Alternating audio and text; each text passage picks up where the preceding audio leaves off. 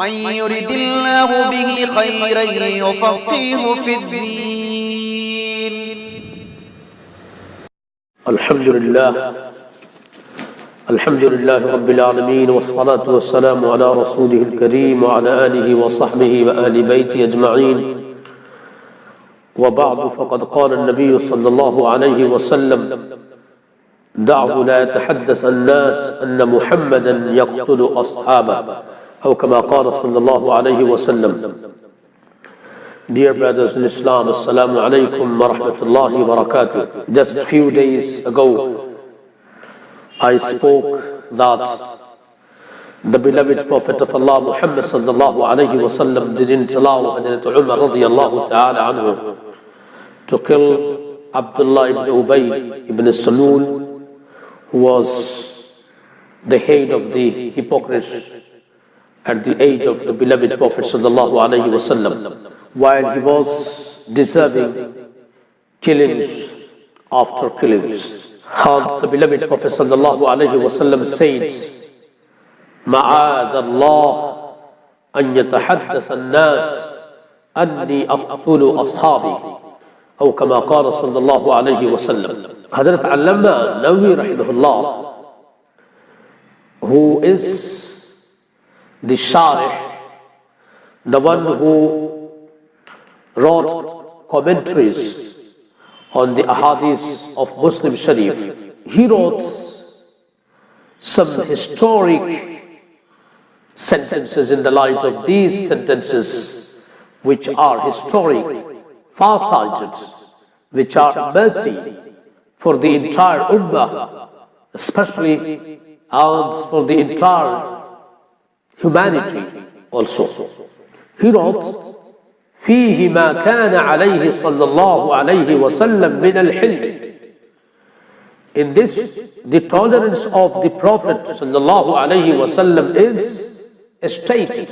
Why did the Prophet of Allah, Muhammad صلى الله عليه وسلم, stopped Hazrat Umar and didn't allow him to kill Abdullah ibn Ubay ibn Salul? It is because the beloved Prophet of Allah was a brave man, a courageous man. He was having really guts, power, strength, ability to tolerate, to ignore, to control and subdue his anger. That was one of the reasons why the beloved Prophet sallallahu alayhi wa sallam didn't allow him. In this quality of the beloved Prophet sallallahu alayhi wa sallam has become distinctive. وَفِيهِ تَرْكُ بَعْضُ الْأُمُورِ الْمُخْتَارَةِ. And in this, ignoring some preferable thing is taught.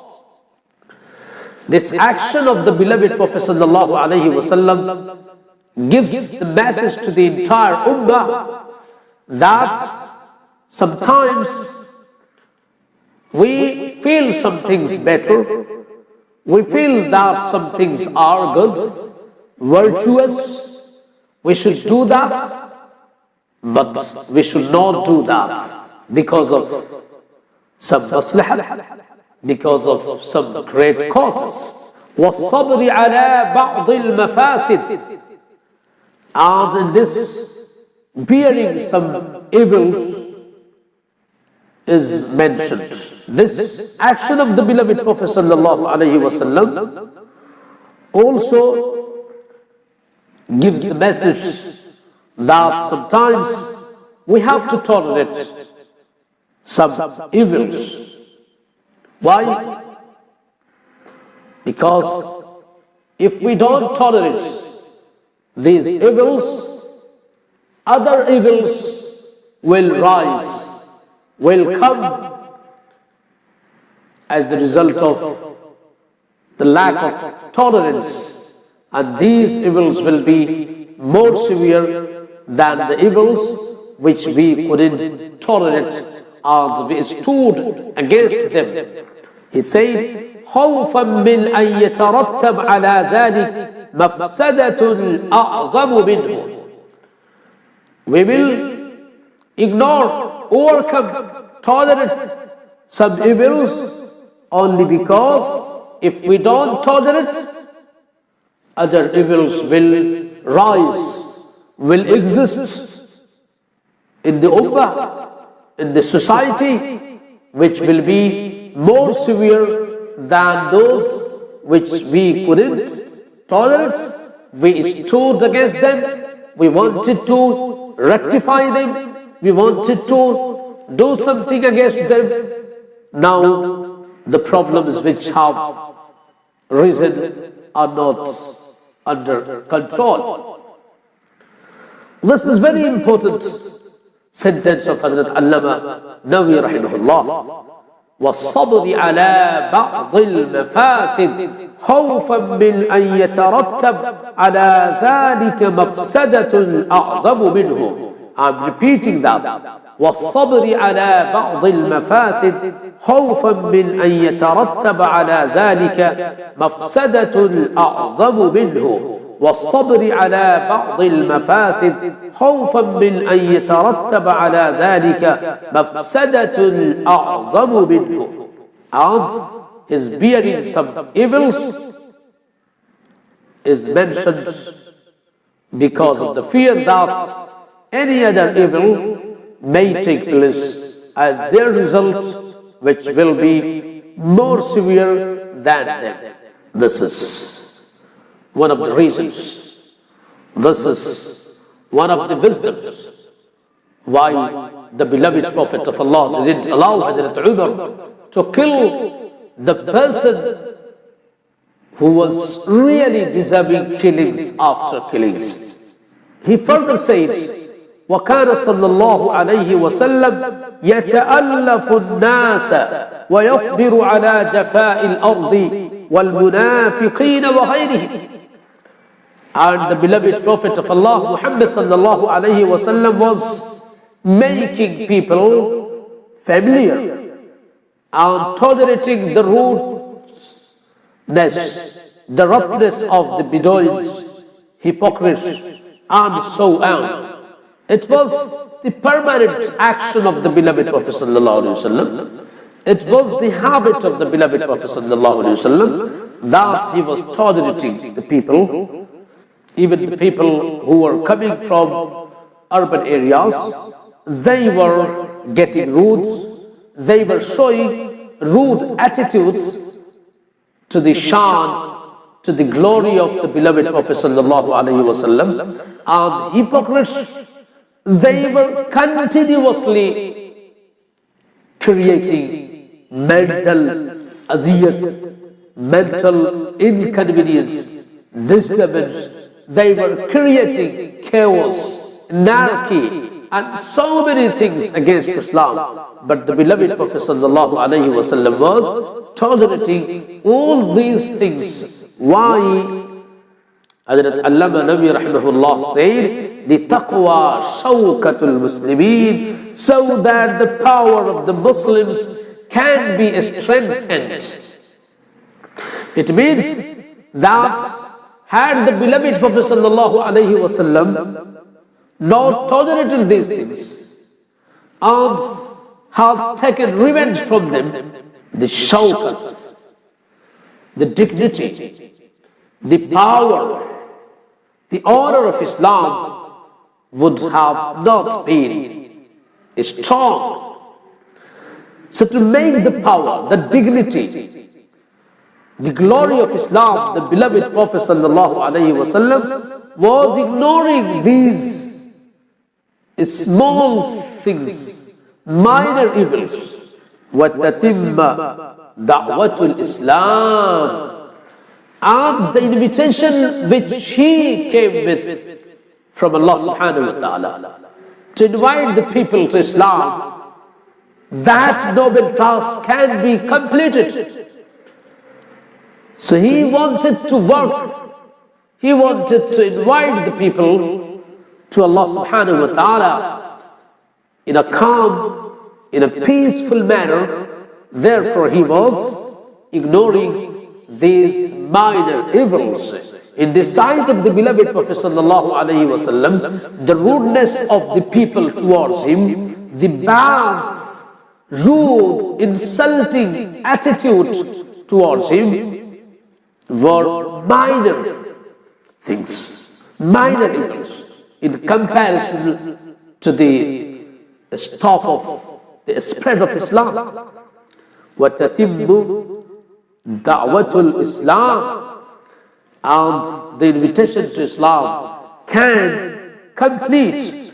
Hazrat Allama Nawawi rahimahullah, may Allah grant him great rewards, millions of rewards on behalf of the Ummah. What a great, what a historic, what a far-sighted sentence he wrote.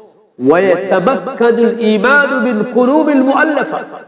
The Prophet ﷺ was endearing Islam to the people. He was making the people closer, closer, closer to him so that they can embrace Islam. So had the beloved Prophet ﷺ started taking revenge from everybody, started taking action against everybody, started reacting in a manner which was likely to annoy the people, the purpose of spreading Islam would have not been completed. The faith would have not taken place, would have not been deep-rooted in the people who were coming closer to the being of the beloved Prophet sallallahu alaihi wasallam and to Islam. وَيَتَمَكَّنُ الْإِيمَانُ بِالْقُلُوبِ الْمُؤَلَّفَةِ. These were the people who were already close to Islam. They were not Muslims. They hadn't embraced Islam, but they were on the brink of embracing Islam. Then, after that, apart from these people, another people also can be interested in Islam. وَيَرْغَبُ غَيْرُهُمْ فِي الْإِسْلَامِ. And other than these people who are close to Islam can also be interested in Islam. Had the beloved Prophet sallallahu alaihi wasallam been warrior, been busy taking revenge from this person, that person, everybody who would say something against him, he would have not been able to spread Islam on a common ground. So common people also can embrace Islam, and alhamdulillah, it happened. Today, the point in this speech is that we Muslims take actions against each other. We Muslims sometimes beat each other. And may Allah protect each and every member of this ummah. Killing of each other is taking place only because we think that these things are preferable, these things are good, and we are doing, and these people are not doing. We are doing this work, and those are not doing. We are working hard in this field, and these are not working as we are doing. So we start hating and we start taking revenge by different ways against our own brothers only because we think that these are preferable things. Okay, let's believe that the things which we think that these are preferable are really preferable. But because of that, we should not beat our brothers. We should not kill our brothers. We should not hate our brothers. We should not make our own brothers suffer. The second point, if we think that certain things are necessary, obligatory upon us, and we are doing, the rest are not doing, then we start taking action against them.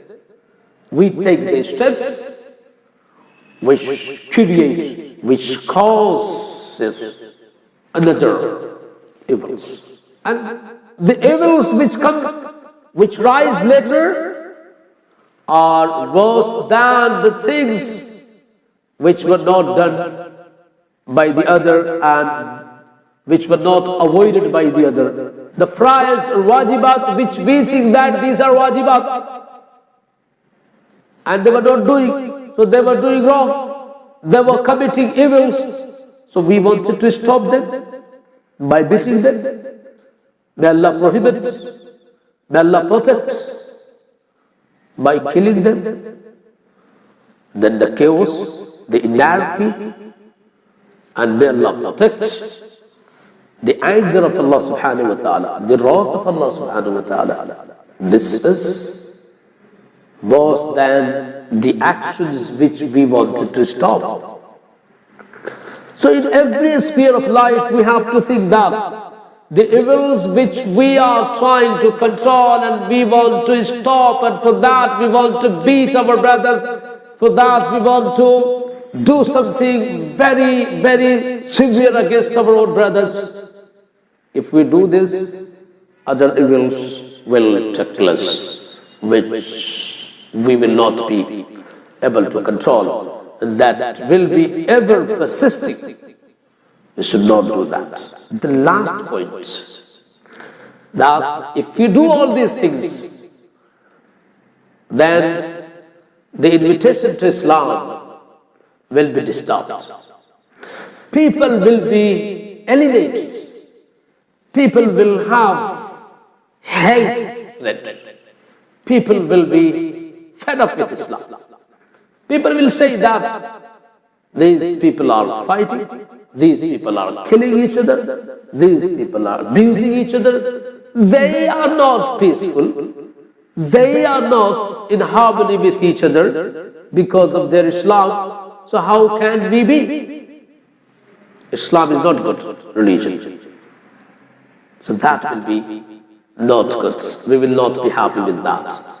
Therefore, we should not do anything which is going to stop the spread of Islam, which is going to alienate the people of the world or our own brothers from ourselves or from the actions which we love them to do. And especially the spread of Islam will be affected by this work of ours. May Allah inspire us to do so, to avoid anything which may stop the spread of Islam, which may cause hatred, enmity among us. Wa akhiru da'wana alhamdulillah.